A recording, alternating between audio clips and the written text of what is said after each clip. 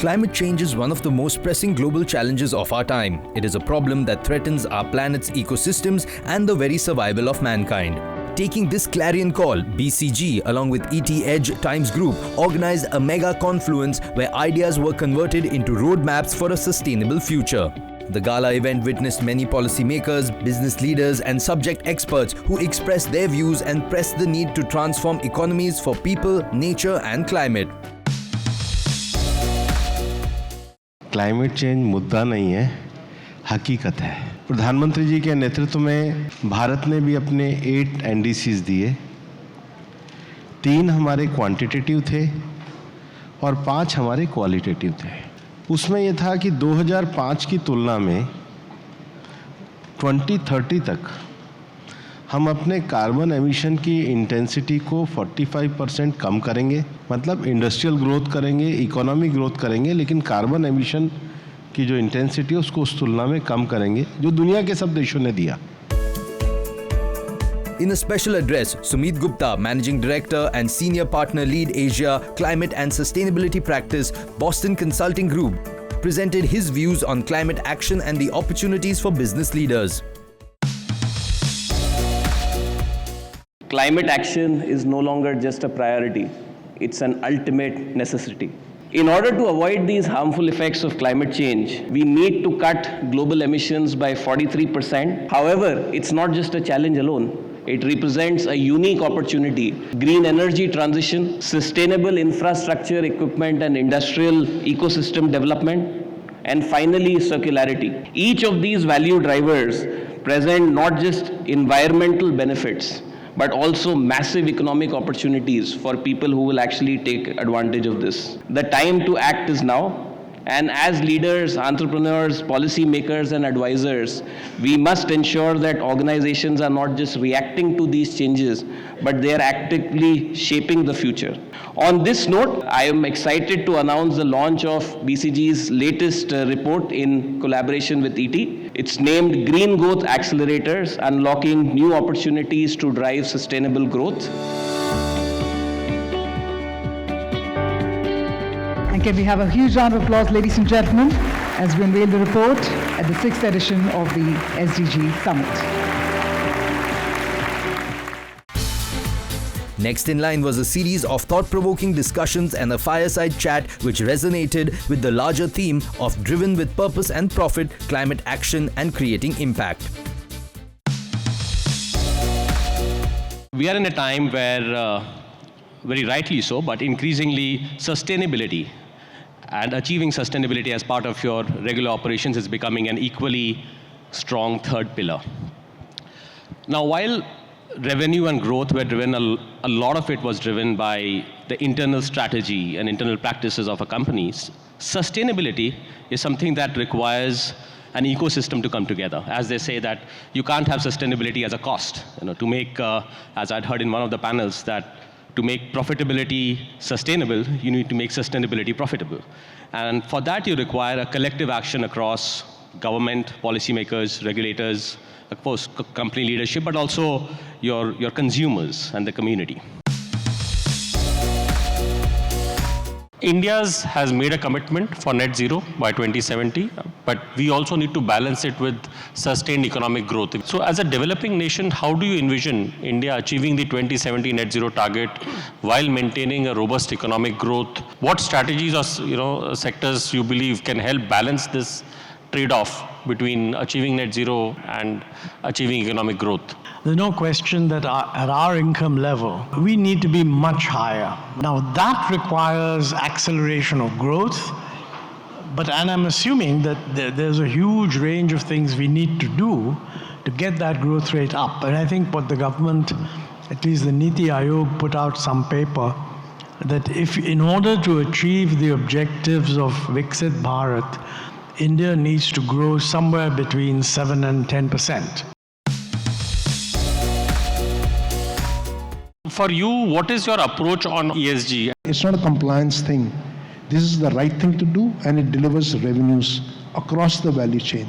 As a group, we are water positive, not water neutral or net water zero, but water positive. For us now, to reduce carbon footprint more in the process or in the product, we are reaching a threshold. We have led the overall airport sector in terms of actually reducing the carbon footprint. Efficiency makes more sense than ESG on bringing fruition to our challenges that we have. In the ministerial address, Dr. Jitendra Singh, Minister of State, Science and Technology and Earth Sciences, spoke on the topic of game-changing India's science-based targets for climate change. Here are some takeaways. The next industrial revolution is going to be bioeconomy driven, and there is possibly going to be a huge paradigm shift in economy from the manufacturing to recycling, regeneration, synthesis and circulation. So the entire paradigm is going to change as it happened in the 1990s, which nobody could have visualized that would happen. India today looks up to us to take a lead. Now it's no longer, as I said, a commitment. It's also no longer an option. It's a compulsion. It's the only way forward for all of us. In the next line of power-packed discussions, industry stalwarts further enlighten the audience with their views on specific topics. Here are some sneak peeks from their sessions. Business needs to make sustainability profitable and profitability sustainable in short, medium as well as long term. How this can be achieved? Businesses can embark on one, transforming to a circular economy, adopting digitalization in a large scale to convert sustainability into advantage, with global peers. Also, creating green technology. If you look at today, globally, SDGs brings a whopping 20 trillion market opportunity for all of us. Out of that, $1 trillion in India. That's the opportunity we should be able to capitalize on. Then, building sustainable supply chain. That's very key because it should be resilient for climate infrastructure and as well aligning with global regulatory standards. Hello and welcome to this special conversation. Sumit, welcome. Thanks, Subbu, for having me here. Sumit, interesting conversations today, right? Many. Why is it no longer a need but an imperative now? Well, I firmly believe sustainability and actions related to sustainability are no longer just an option, it's an imperative. We are seeing it all through, whether it's, the entire direction that the world wants to move in. We've been talking about 2 degrees, we've been talking about 1.5 degrees. Currently, we are on track for 3.9. which is just out of whack. It's that alarming? It is that alarming. And if we want to get to the 2 degrees, it means 26%. And if we want to get to 1.5, it means 46% emission reduction from where we are tracking or trending today. So it's a big change that's required. That's number one. Second, if I look at just the financial impact of all of this, our estimates suggest that by 2050, this number could be close to $1.5 to $2 trillion. That's the global economic damages that can happen as a result of this, and people are not just thinking of this as far as future, it's actually happening right now as well to a certain extent. That's second. Third, if you look at now, governments around the world are waking up, and there is increasing regulations that are coming in place, whether it was the IRA in US, whether it's similarly CBAM in Europe, and now with the green hydrogen policy and the different PLIs in India, I think people are seeing that the governments are willing to take action. So, it's not just a challenge anymore, it's actually an opportunity as well. So now when the challenge is turning to an opportunity, there is, cost of inaction, and there are people who are willing to take that opportunity forward. I think it's a perfect mix where climate action hopefully will now move at a much higher pace than ever before. Interesting that you say this is an opportunity, Sumit. Can you elucidate on this opportunity? I think there is opportunity everywhere, but let me take maybe 3 verticals or 3 examples and just explain this. Let's take the entire movement towards green transition. If you look at India's stated goal, we want to get to 50% non-fossil fuel based energy by 2030. which means a big shift from what we have today. There's a large amount of investment that's going to come in to actually make that happen, which will require not just your solar panels getting installed, not just wind power getting installed, but actually combining these two and making sure with energy storage getting to a round the clock solution so that our grid sustain and this can become a sustainable way of working. All this is an opportunity because someone will have to build solar panels, someone will have to build solar modules, someone will have to build the wind turbines, and obviously the smart meters, the grids that's required to sustain all of this. So that is all an opportunity that is facing us in our that is really looking at us in our face. Thank you very much.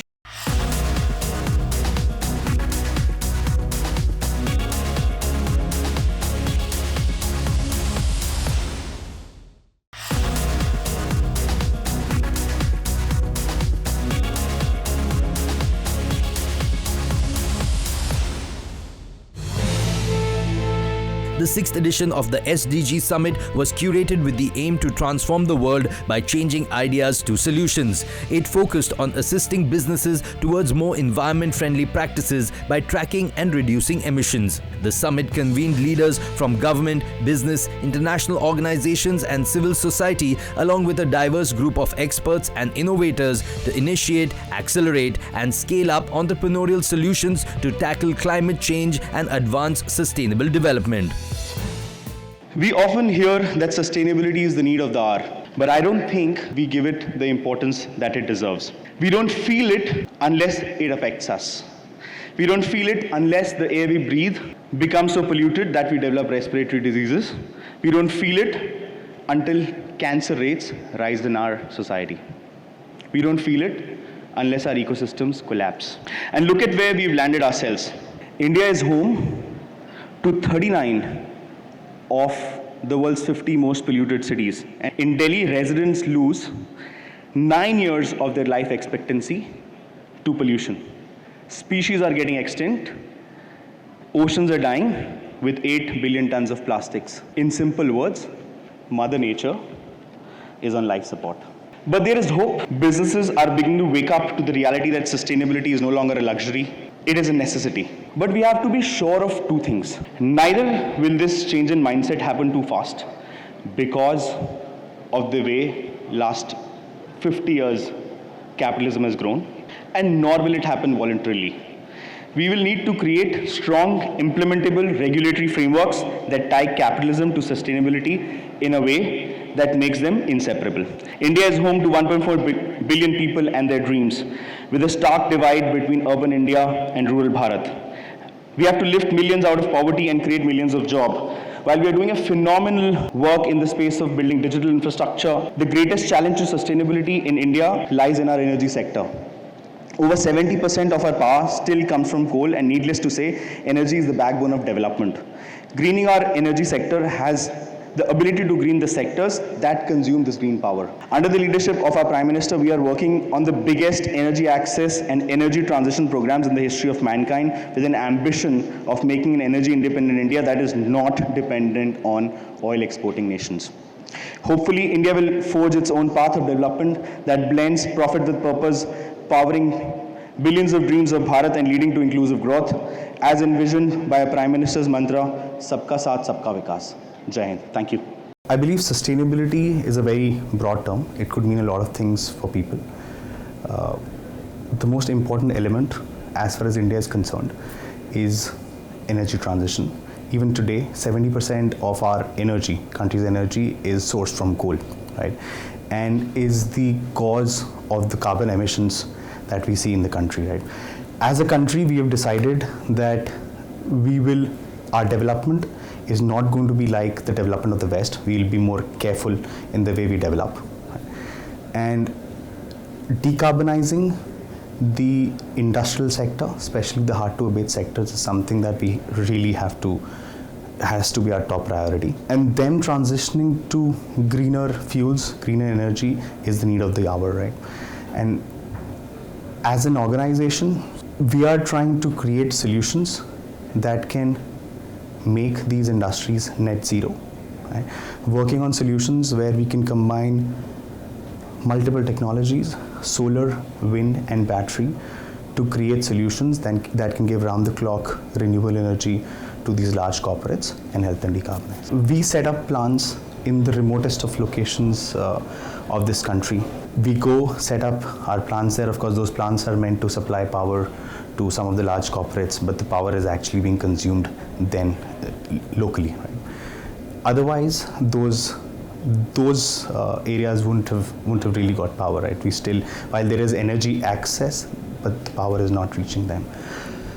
Apart from that, the initiatives that corporates have to take when they are setting up manufacturing units, setting up plants there, we really need to include the community in the development, and initiatives on health, initiatives on education, initiatives on environment have to play a very, very important role and are playing a very important role.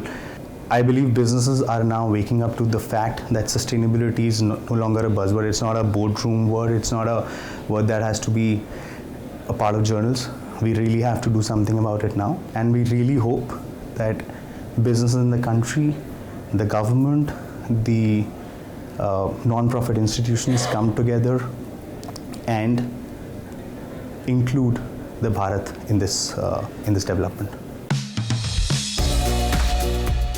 The role of the private sector, we take our responsibility seriously. Project Alingan is the flagship initiative of the Tata Group. Ramanujan Intellion Park, our 5.5 million square feet asset in Chennai, is the first IFC Net Edge carbon certified asset in the country and only 9th globally. This is our walk the talk, proof that you build for the future and how it more than itself pays back for it. At peak capacity, this asset served more than 50,000 people. Well, sustainability is the heart and core of everything that we do at Tata Realty. The team comprises of no one else but the MD and CEO, the CFO, and the head of sustainability. Our targets are set at the beginning of the year, and we ensure that we follow those diligently. This is drilled down across the organization through various programs, initiatives. For example, we have the head of compliance or the head of procurement who indulges in sustainable procurement practices, if I may. The head of design and the head of projects will look at drawing up and designing sustainable, efficient developments. From an asset management perspective, we try and ensure that all of our assets are managed in perhaps the most sustainable, efficiently sustainable manner. It is not restricted only to the leadership teams. As I said, sustainability is drilled down to every individual within the organization. We've got various other initiatives like the Tata Sustainability Month, and we've got the Tata Volunteering Week. There are two key messages which I want to leave with you about the Rajasthan startup ecosystem. The first key message is, this is one state when you as a startup go and work with them, it says, we'll give you space, we'll give you mentoring, blah, blah, blah. But most importantly, we'll help you get revenues. Never have I come across any other ecosystem which has such a strong ethos. The second key message I want to leave with you is, if there is a startup ecosystem which has really made it cool to be somehow associated with startups, that's again the Rajasthan startup ecosystem. I think there are three key elements which any business needs to look at from a sustainability point of view. First is, whatever be the business, how much is the end customer or the end consumer will be willing to pay for whatever you're taking to the market if it is offered in a more sustainable manner. Second thing you need to do is critically reassess all your business processes. More often than not, you find options to cut down your costs and at the same time cut down carbon emissions, have a more sustainable way of doing business, and so on and so forth. And third, there would always be cases where there is no immediate business benefit or an immediate cost element of being more sustainable, so to say. Either you look at it from a long-term investment point of view, but that this is important and hence it needs to be done, or there could be elements of blended finance or some kind of external support. It could be a government subsidy or it could be a soft loan from people which will help you bridge the gap, so to say. But at the end of the day, you need to make changes to be more sustainable. There's no option around it. Sustainability is part of our DNA. We are very well aware that agriculture globally contributes to almost 25% of emissions. And as Yara, being a leading crop nutrition company, we're trying to influence with our stakeholders how we can bring it down. So on the upstream side, that is on the production sides, we have initiated a very strong capex investment in our production units globally as well as in India. And since 2004, we have brought down our emissions by almost 25%. In India, we're just coming out of the 4th El Nino event, which in the last 15 years, which means that climate change is real and it's beginning to impact our farm productivity. At Yara, we are working towards helping the farmers combat climate change to protect their productivity at the moment, and we do so by delivering low carbon footprint fertilizers, which is backed by our knowledge, which is in turn based on principles of regenerative agriculture.